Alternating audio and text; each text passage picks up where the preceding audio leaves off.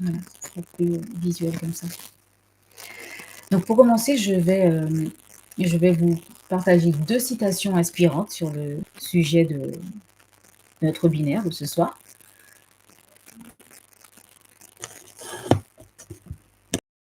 Partager 2 citations.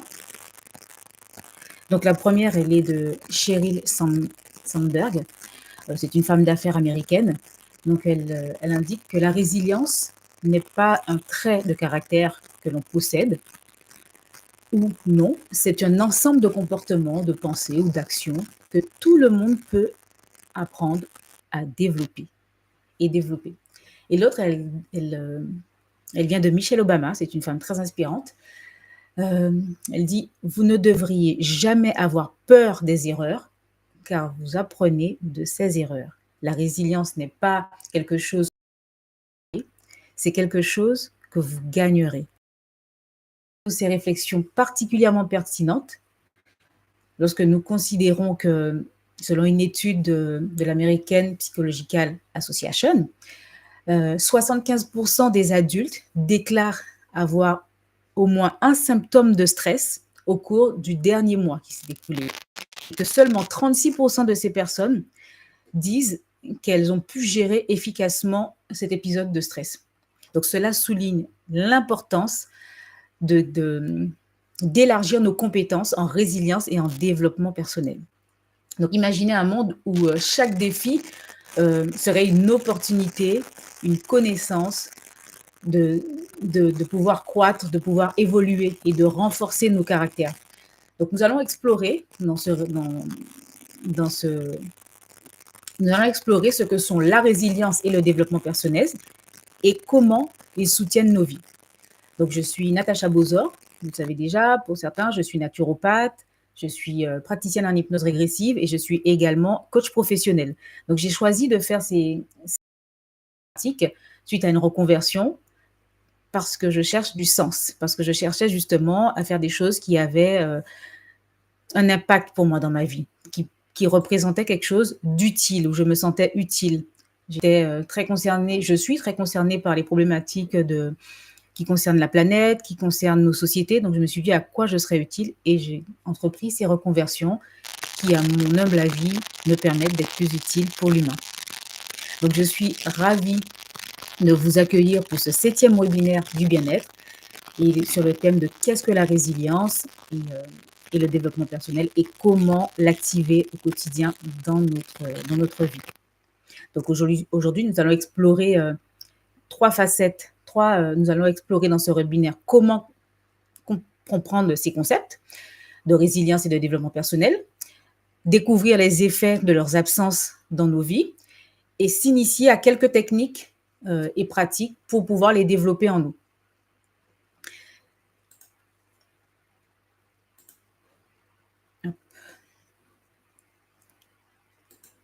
Donc, concernant le premier volet, qui est comprendre la résilience et le développement personnel, donc, en termes de définition, les psychologues disent que la résilience fait référence à notre capacité à faire face aux traumatismes et aux difficultés.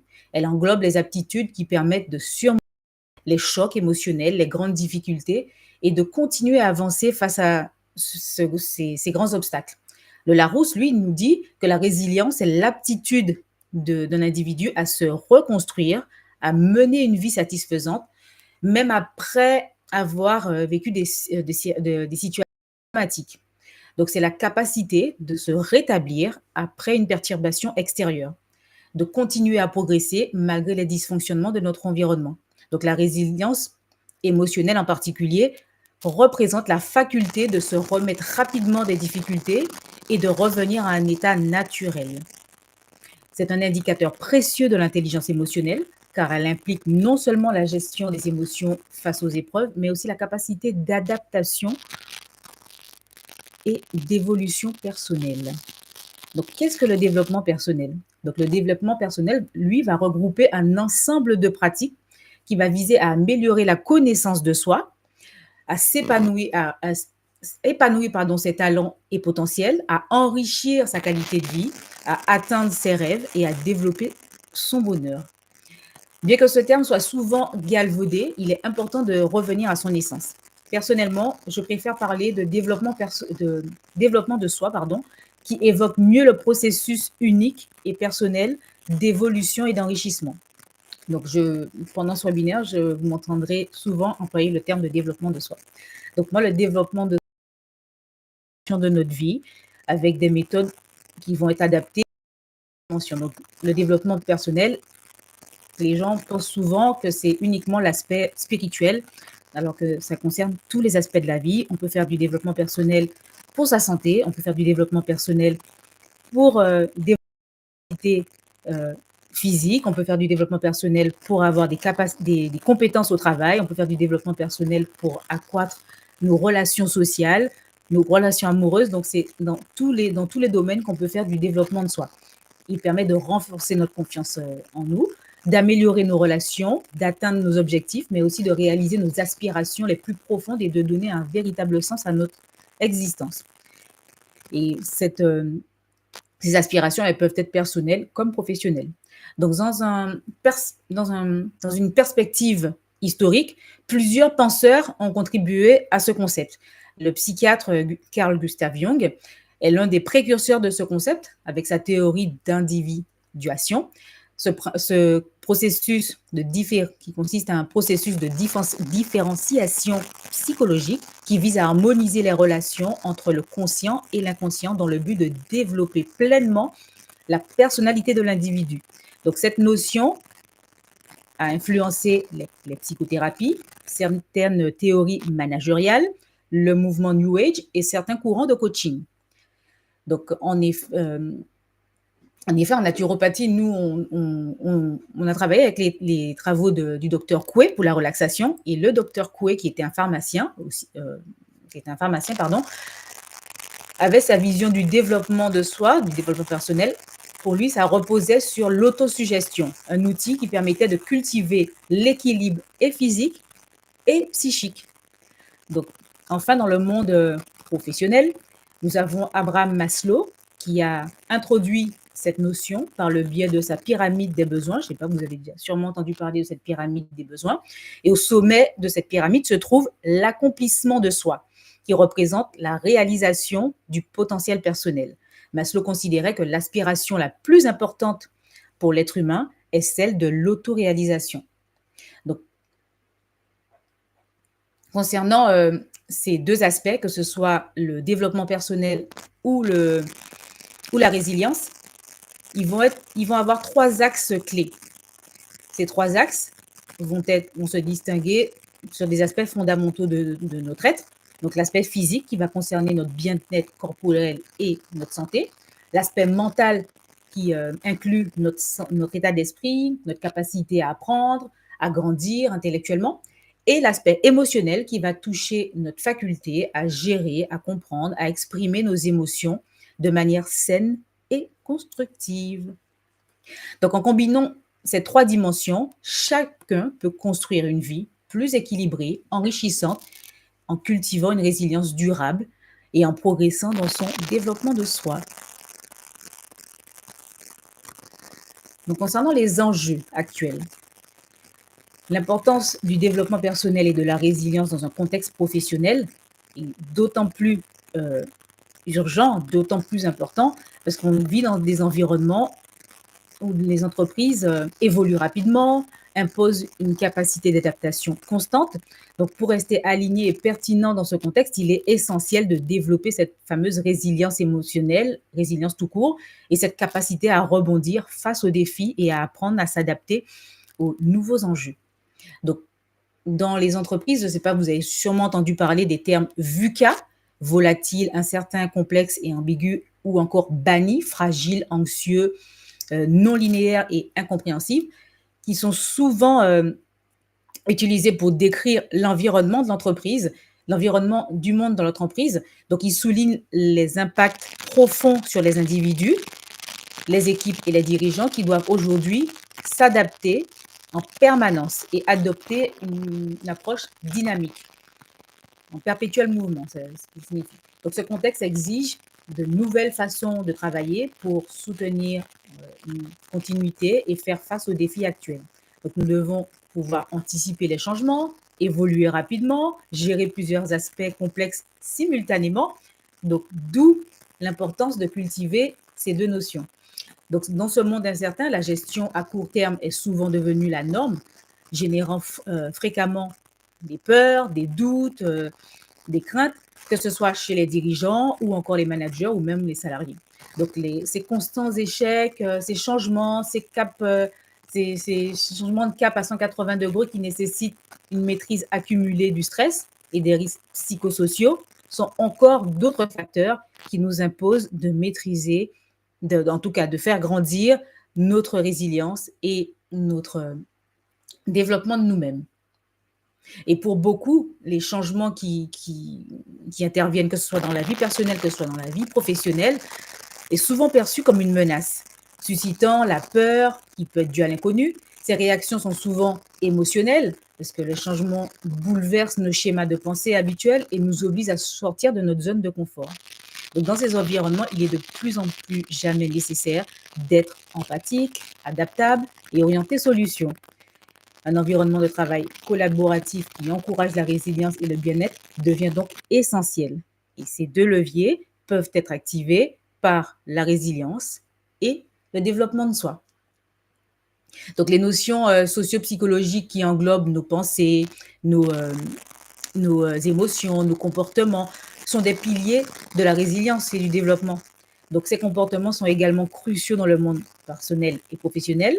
Donc, vous comprenez d'ores et déjà pourquoi la résilience est une notion très importante, que ce soit dans la vie personnelle ou professionnelle.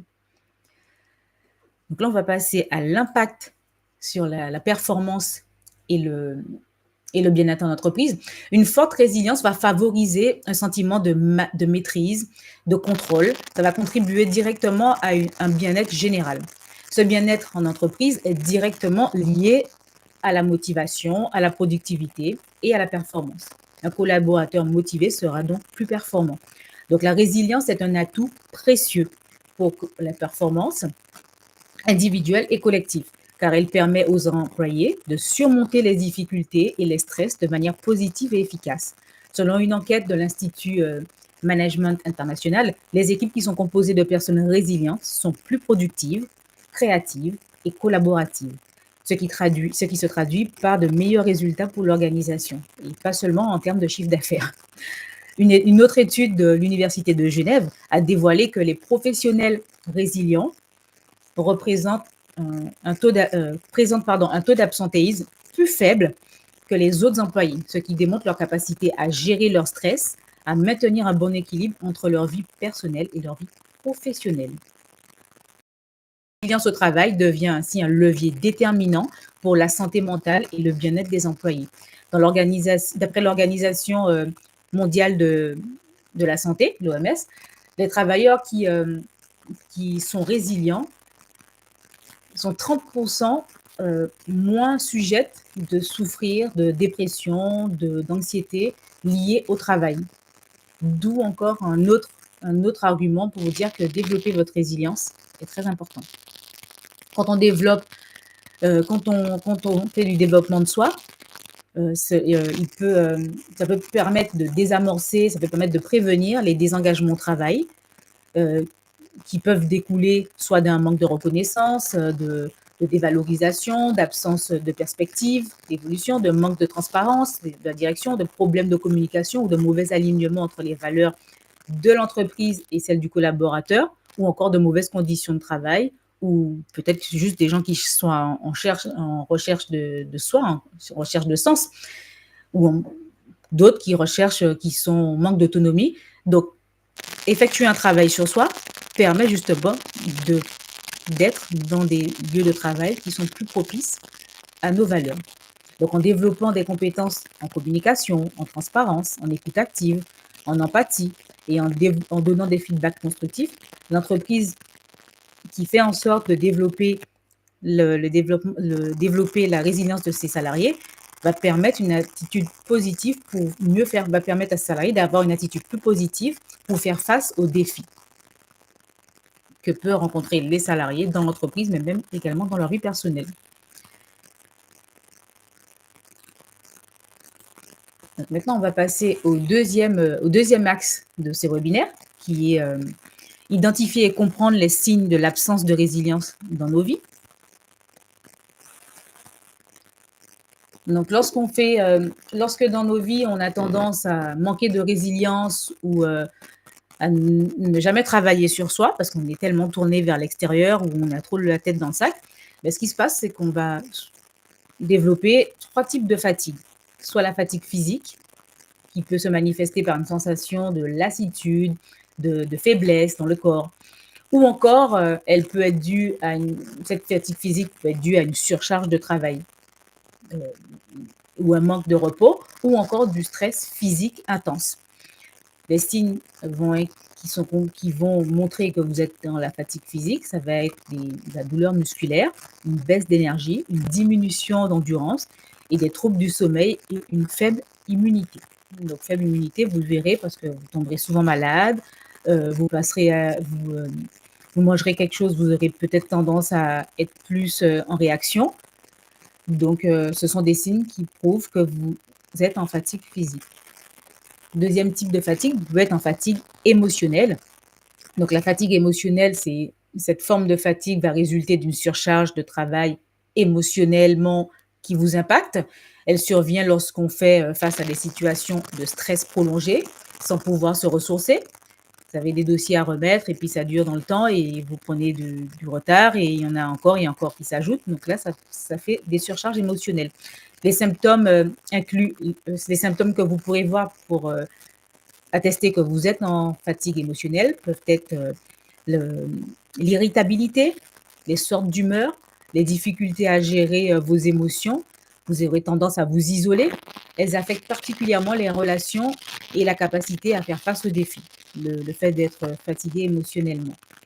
Et le dernier volet, c'est la fatigue psychique, psychique, qui correspond à la fatigue mentale ou psychique, qui va découler d'un effort cognitif intense et prolongé. Elle se manifeste par une baisse de concentration et des difficultés de mémoire, une lenteur dans les prises de décision, dans une diminution de la productivité. Et ce type de fatigue peut être lié à une charge de travail excessive ou un environnement trop stimulant ou un stress mental très important. Donc, quelles sont les conséquences justement là? On a vu quels sont les différents éléments qui vont se produire quand on manque de, de résilience ou de travail sur soi, comment on va être vulnérable. Donc, du coup, quelles sont les conséquences au niveau du travail ou même en dehors du travail? Ben, on aura tendance à faire des burn-out qui se traduit par un épuisement professionnel. Le burn-out est une réponse à un stress professionnel chronique. Il se caractérise par une fatigue extrême, un sentiment de détachement vis-à-vis de son travail et une diminution de l'accomplissement personnel. Les symptômes incluent l'épuisement, la perte de motivation, l'anxiété, le trouble du sommeil, des symptômes physiques comme des maux de tête ou des douleurs. Concernant le burn-out, contrairement au burn-out, le burn-out est lié à l'ennui au travail, donc au manque de stimulation. Cette situation survient lorsque les tâches sont peu engageantes ou répétitives, entraînant une perte de sens et de motivation dans les tâches qu'on effectue. Le symptôme inclut la fatigue, le désengagement, la frustration, une diminution de la productivité. Le burn-out peut mener à une perte de confiance en soi et à un désintérêt total pour le travail. Donc, à prendre autant au sérieux que le burn-out. Et le troisième volet, le burn-out, souvent lié à une perte de sens au travail, donc les activités, mais c'est une perte de sens au travail lorsqu'on se voit en décalage avec les valeurs de son poste ou de son entreprise. Cela peut être dû à des tâches perçues comme dénuées de sens ou au contraire à ses valeurs. Les symptômes incluent la démotivation, l'anxiété, le cynisme et parfois une dépression légère. Le burn-out entraîne une déconnexion émotionnelle et un manque d'investissement dans le travail. Donc, tout aussi important à considérer aussi. Donc, l'impact de ces 3 symptômes sont considérables, non seulement pour l'individu à titre personnel, mais aussi pour l'équipe et pour l'entreprise. Ils peuvent entraîner une diminution du chiffre d'affaires, une baisse de la productivité, une diminution de la qualité des relations professionnelles et des coûts de santé accumulés, si je puis dire.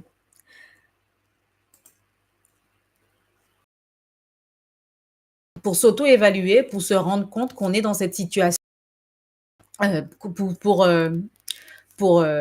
se rendre compte, parce que les effets, on sait, on est fatigué. Avec les sensations qu'on a, on commence à bien réaliser qu'on est dans cette situation, mais pour s'auto-évaluer, il y a des outils et qui permettent de voir les signes avant-coureurs de résilience, qu'elles soient, qu'elles viennent d'arriver ou qu'elles soient déjà installées. Donc, on a tendance à être irritable, on a tendance à être irritable et d'avoir des sortes d'humeur, des symptômes physiques inhabituels comme des maux de tête ou des douleurs corporelles, un sentiment de découragement ou de désespoir qui persiste, un manque de motivation pour accomplir des tâches qui autrefois on trouvait stimulantes, des changements dans nos habitudes de sommeil ou d'alimentation. Donc, pour identifier ces signaux en soi, il est utile de prêter attention aux changements d'humeur, aux variations de performance et aux symptômes physiques inhabituels. Pour repérer ces signes chez les autres, une observation attentive du comportement peut révéler des indices d'épuisement et de démotivation. Donc, quelques outils pour pouvoir s'auto-évaluer. On a le questionnaire d'évaluation avec l'échelle de résilience ou encore le questionnaire de résilience de Wapnill et Jung qui peuvent aider à évaluer son niveau de fatigue émotionnelle et physique via des questions auxquelles on répond spontanément et en toute sincérité, permet d'avoir un levier, un baromètre pour se dire, bon, ben là, effectivement, même si je mets des œillères et j'ai l'impression que tout va bien, mais là, j'ai un élément qui me permet de voir qu'il y a quelque chose qui ne va pas. Vous pouvez établir également un journal de suivi de vos humeurs et de votre niveau d'énergie. Et au fil des jours, ça permet de mettre en relief des choses qui peuvent se dessiner, de signes avant-coureurs de fatigue émotionnelle ou mentale. Vous pouvez également gérer avec vos managers ou avec des collègues ou avec des membres de votre famille, de faire des feedbacks, des feedbacks et de recevoir des retours assez réguliers, soit de collègues, soit de mentors, soit de membres de votre famille, pour garder un œil extérieur sur sa propre résilience, permet de voir justement, on a tendance des fois à être irritable, quelqu'un d'extérieur pourrait faire un feedback et vous dire, bon, d'habitude, tu es plus sympathique, tu tolères plus et là, le moindre truc depuis 2-3 jours, tu commences à être irritable. Donc ça permet également d'avoir un levier pour s'auto-évaluer. Donc on arrive à la 3e partie de ce webinaire qui est test et développement de soi.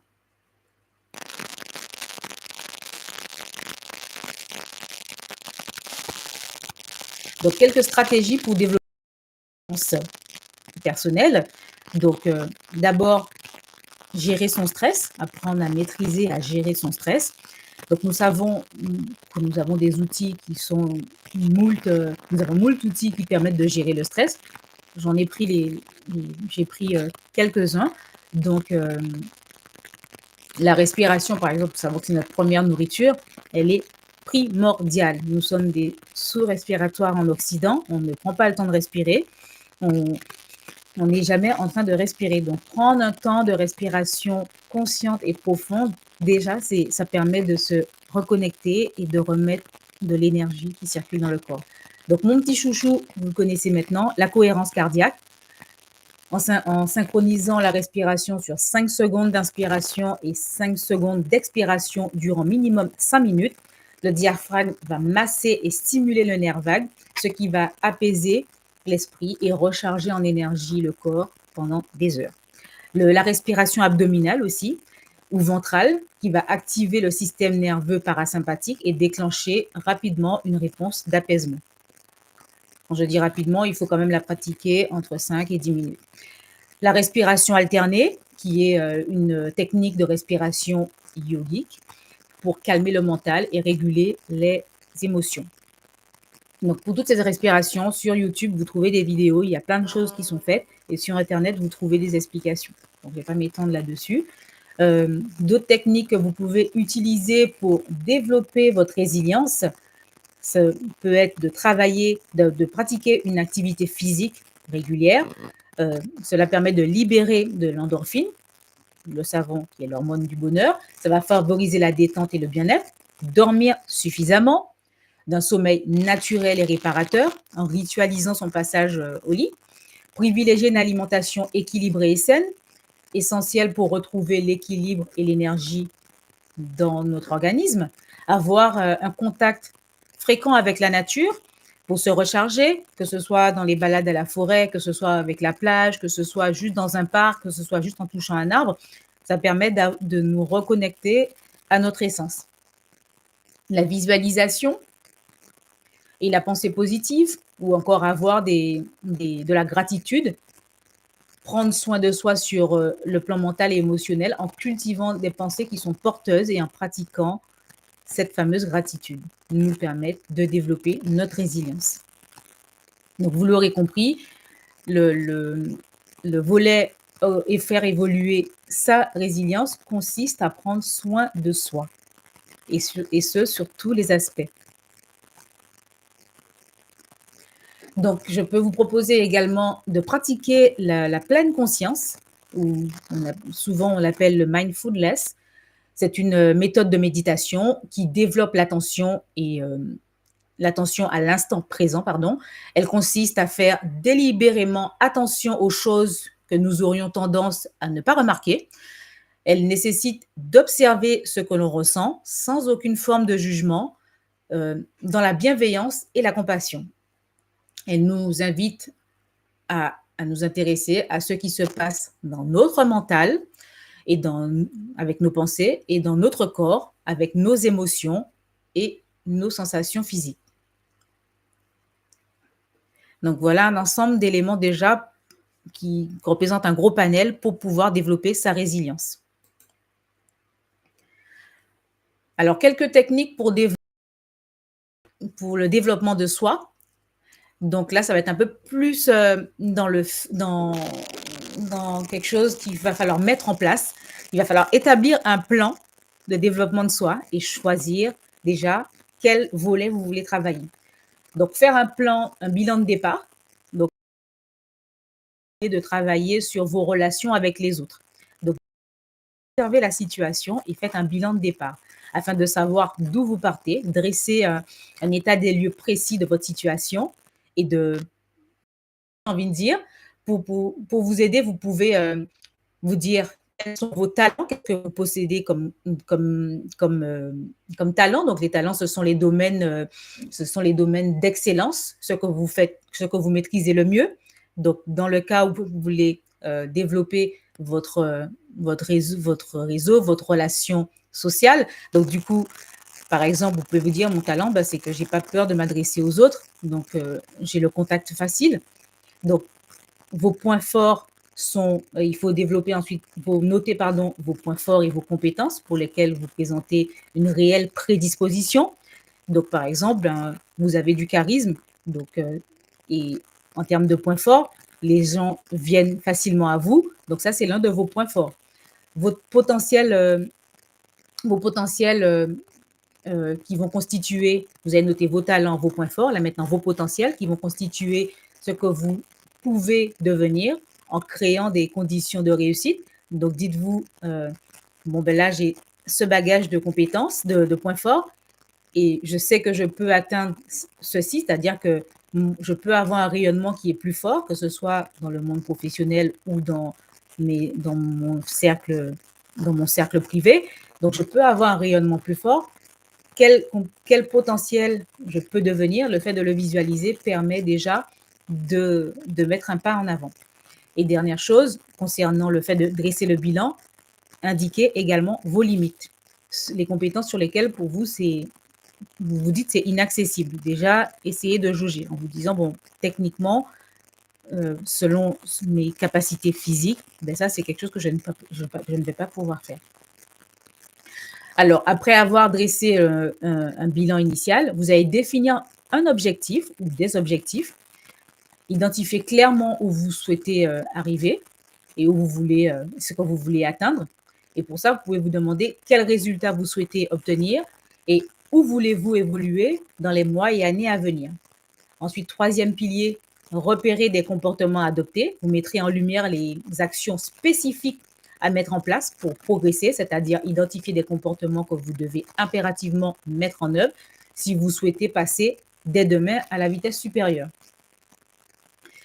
Quatrième élément, définir des étapes progressives sans partir dans l'excès de l'ambition, ni dans vouloir tout de suite. Évitez de vous mettre une pression inutile. Concentrez-vous sur des petites tâches vraiment tenables et motivantes pour vous dans la durée. Et dernier palier, célébrez vos succès. Prenez le temps de reconnaître et d'apprécier vos avancées en dressant un bilan régulier pour ajuster si besoin vos objectifs. Donc, ce plan que vous pouvez établir pour le développement de soi, il est valable, comme je vous dis, dans tous les domaines. Donc, par exemple, pour quelqu'un qui décide, je décide de faire un travail pour améliorer mon état physique, pareil, si j'ai du surpoids, je dresse un état des lieux, je pèse 150 kilos, je décide d'un objectif, j'aimerais passer à 100 kilos, quel comportement je dois adopter. J'indique, bon ben, si je grignote, que je voudrais grignoter un peu moins, j'indique des axes, les étapes progressives pour permettre de voir que j'avance. Donc, du coup, j'ai établi mon programme et je me dis, ben, par exemple, dans un mois, je fais un check pour voir est-ce que j'ai réussi à tenir concernant le grignotage ou les sucreries ou autre chose. Donc, je me mets des étapes progressives. Et si je me suis donné un délai, à chaque fois, à chaque palier de ces étapes progressives, je célèbre mes avancées.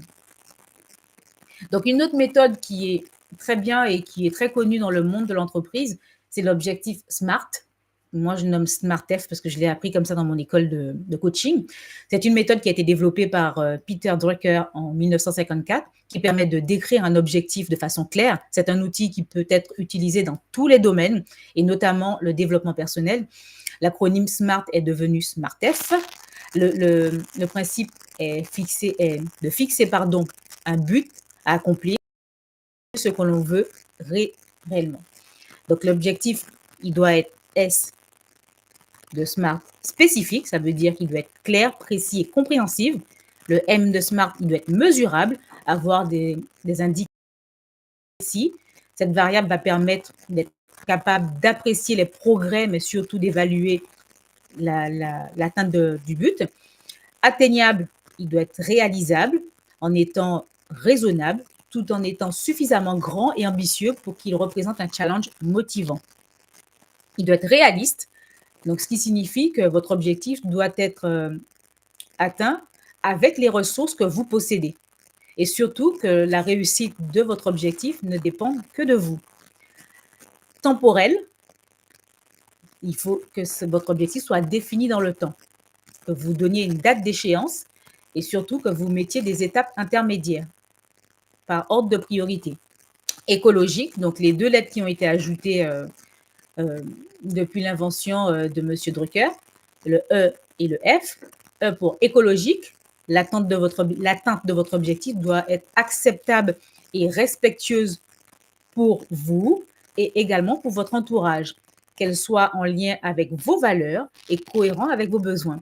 Donc, il faut que vous évaluez l'impact que le fait d'atteindre votre objectif aura non seulement sur vous, mais également sur votre entourage.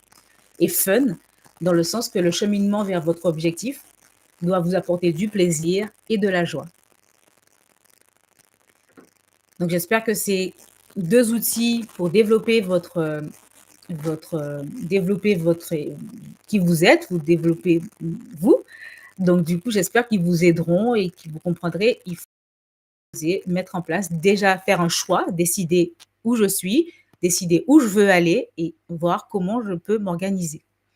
Et on peut se faire aider. Donc, un autre élément qu'on peut utiliser pour développer sa résilience et le développement de soi, c'est l'intelligence émotionnelle. L'intelligence émotionnelle a été conceptualisée par un psychologue américain, Peter Salovey, par deux psychologues américains, Peter Salovey et John Mayer, qui ont proposé de reconnaître la capacité à comprendre et à gérer les émotions comme une forme d'intelligence à part entière. Et pour développer son intelligence émotionnelle, ils ont établi 4 axes, qui est celle de comprendre, qui est celle d'apprendre à percevoir et à comprendre ses émotions, à pouvoir les gérer, à pouvoir ensuite les observer et les exprimer, et en dernier lieu, avoir une meilleure relation avec soi et les autres. Les travaux de ces deux psychologues ont été vulgarisés par un autre psychologue américain, Daniel Goleman. Selon lui, l'intelligence émotionnelle est composée de cinq compétences que l'on peut apprendre au fur et à mesure des expériences de la vie. Donc, tout n'est pas perdu. Donc, la première compétence qu'il nomme, il dit que c'est la conscience de soi. Par la faculté de connaître ses émotions, de les percevoir, de savoir comment elles nous influencent et de les utiliser à bon escient dans notre vie. Donc ça, c'est le premier pilier. Le deuxième pilier, c'est la maîtrise de soi, qui va consister à garder son calme sous pression et adapter son comportement. Elle inclut la faculté d'exprimer nos émotions en tenant compte de la personne à qui l'on s'adresse et du contexte dans lequel on s'exprime, et de la compréhension de nos fonctionnements émotionnels. Donc cela consiste à s'observer, de s'écouter, d'analyser la manière dont nous réagissons lorsque nous faisons face à une situation donnée. Ça, c'est le deuxième pilier. Le troisième axe, c'est la motivation intérieure. C'est la motivation intérieure qui consiste à rester déterminé dans la réalisation d'une action ou de l'atteinte d'un objectif malgré les potentiels obstacles. Et l'empathie sociale qui permet de... Et le quatrième axe, l'empathie sociale qui permet de se mettre à la place de quelqu'un, de comprendre ce qu'il ressent et d'identifier ce dont il a besoin. Le dernier axe, qui est la maîtrise des relations humaines, qui renvoie à notre capacité à créer des relations positives et constructives. Donc les émotions sont vécues de manière très personnelle pour chacun, d'où l'intérêt de comprendre les siennes. Il est très important de mieux appréhender le message qu'elles portent parce que nous pouvons les utiliser, nos émotions, pour prendre des décisions, mener des conversations et réaliser des actions alignées avec qui nous sommes. Donc, en développant, lorsqu'on réussit à développer son intelligence émotionnelle, son intelligence émotionnelle, on sait exprimer nos sentiments avec respect. Nous les utilisons pour nous aiguiller. Nous avons la faculté de nous remettre en question. Nous gérons mieux nos relations au travail et l'on prend soin de soi.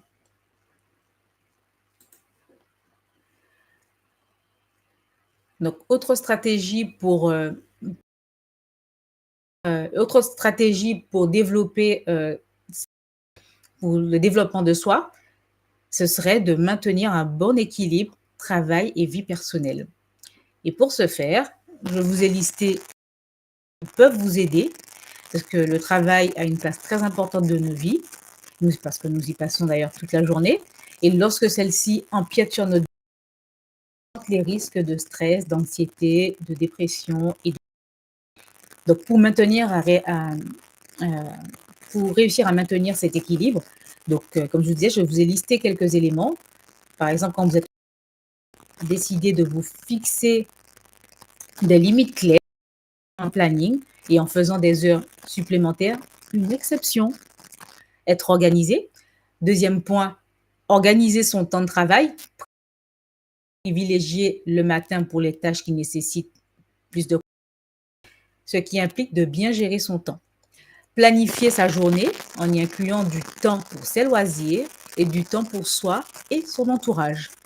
Délimiter l'espace et le temps de travail Ce pilier, je l'ai mis parce que de plus en plus, le télétravail s'est développé depuis 2020, pardon, depuis 2020, vie. Donc cela est d'autant plus important quand je suis en télétravail. Cet espace, c'est pour travailler et j'y suis de telle heure à telle heure. Et déconnecter, se faire du temps pour déconnecter du travail en partant en vacances et en déléguant. Donc d'autres idées que vous pouvez utiliser pour pouvoir développer le développement de soi, pardon, ça va concourir au développement de la résilience, ça va être d'augmenter son estime de soi. Donc travailler sur l'évolution de son estime de soi. Ça correspond à la représentation que l'on a soi-même en entreprise et dans la vie personnelle. Ça va permettre d'avoir des liens sociaux sains. Et ce concept d'estime de soi comprend 3 notions essentielles. L'amour de soi, la confiance en soi et l'image de soi. Et quand ces 3 axes sont alignés, notre estime de nous, elle est saine, elle est stable, elle est durable et elle n'a pas besoin d'empiéter sur les autres. Donc, premier palier, nous pouvons développer notre capacité à prendre du recul sur les situations qui sont difficiles. Lorsqu'on vit quelque chose, un drame ou une situation qui nous impacte, faire un pas de côté au lieu de totalement être envahi par l'émotion, faire un pas de côté, reconnaître l'émotion, ne pas faire comme si elle n'existe pas. Ok, je suis mal. Et donc, du coup, qu'est-ce que je me raconte? Quelle est l'histoire, cette tristesse? Et là, je fais un pas de côté et je mets en place la résilience. Je peux renforcer l'autonomie on peut renforcer l'autonomie dont on fait preuve dans la vie en général, augmenter nos pensées critiques qui seront orientées solutions, et ainsi, nous pourrons respecter les autres avec tous ces axes, ainsi que l'estime de soi stable et saine. Alors, toutefois, ayez à l'esprit que ne correspondent pas à une recette miracle. Nous sommes tous différents. La résilience est un processus et non une compétence activable au besoin. Alors, quant au développement de soi, il s'obtient par une œuvre dans la régularité et son rythme.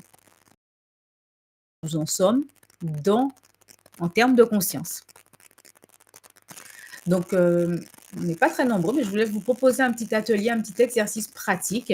Donc, je vais quand même vous le dire, et les gens qui verront la vidéo en replay, il n'y a aucun souci, vous pourrez également le faire, mettre pause. La petite pratique, vous allez vous concentrer sur votre attention. Vous allez prendre un instant, quelques grandes respirations, vous posez, et ensuite vous allez vous concentrer votre attention sur le sentiment qui vous habite, qu'il s'agit de votre corps. Acceptez le fait que n'y pensez pas, ne transformez pas le sentiment, juste vous ressentez, ne jugez pas, n'analysez pas, ne vous identifiez pas à ce que vous ressentez, restez présent et continuez d'être un témoin de ce qui se passe en vous. Devenez conscient non seulement de ce qui se passe émotionnellement en vous,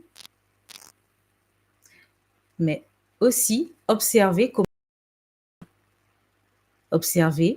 devenez l'observateur silencieux. Là, ça vous donne un indice de ce qu'est le pouvoir de l'instant présent, le pouvoir de votre propre présence consciente. Merci. Là, vous pouvez juste observer ce qui se passe. Ça, c'est un exercice de l'instant présent, d'Edgar Tolle. Donc maintenant, je vais passer à la conclusion. Donc nous avons vu que la résilience et le développement personnel sont bien plus que des concepts théoriques, des outils essentiels pour naviguer dans un monde en constante évolution. Dans une première partie, nous avons exploré les définitions de la résilience et du développement de soi, 2 forces motrices qui nous permettent de faire face aux défis, de progresser et de nous épanouir. Ces compétences sont à la base d'une vie équilibrée et enrichissante. Dans une deuxième partie, nous avons appris à identifier les signes d'un manque de résilience, qu'il s'agisse de fatigue physique, émotionnelle ou psychique ou mentale, et à reconnaître les syndromes comme le burn-out, le bore-out et le burn-out, qui impactent profondément notre bien-être. Ces signes sont des indicateurs précieux pour agir rapidement et éviter des situations de stress prolongé. Et enfin, nous avons découvert plusieurs techniques et pratiques pour développer et notre résilience et notre développement de nous-mêmes. De la gestion du stress avec des techniques de respiration, au renforcement de notre intelligence émotionnelle, à l'équilibre entre vie perso et pro. Ces pratiques vont nous permettre de prendre soin de nous d'une manière proactive. Donc, en mettant en œuvre ces stratégies, nous pouvons transformer nos défis en opportunités d'apprentissage, comme le disait Michelle Obama, et de croissance. Souvenez-vous, la résilience n'est pas un état fixe, mais un processus que l'on développe et nourrit au fil du temps. Tout comme le développement personnel est un voyage sans fin vers une meilleure version de nous-mêmes. Donc, je vous invite maintenant à choisir une technique qui résonne particulièrement en vous et à l'exprimer dans votre quotidien en avançant pas à pas pour cultiver votre résilience et votre force intérieure pour traverser les moments difficiles et saisir les opportunités qui se présentent. Merci de votre attention et de votre participation. Place à vos questions maintenant.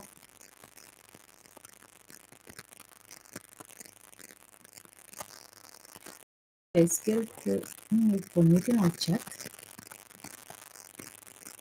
Vous pouvez me poser vos questions, mettre des commentaires dans le chat.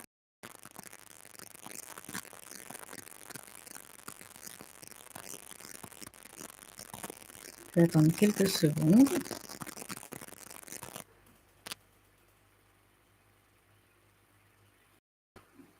Donc, il semble qu'il n'y ait pas de questions. Donc, je ne vais pas rester plus longtemps. Je vous remercie de votre présence. Vous avez mon contact. Si vous voulez aller un peu plus loin ou si vous avez des questions, je suis à votre disposition.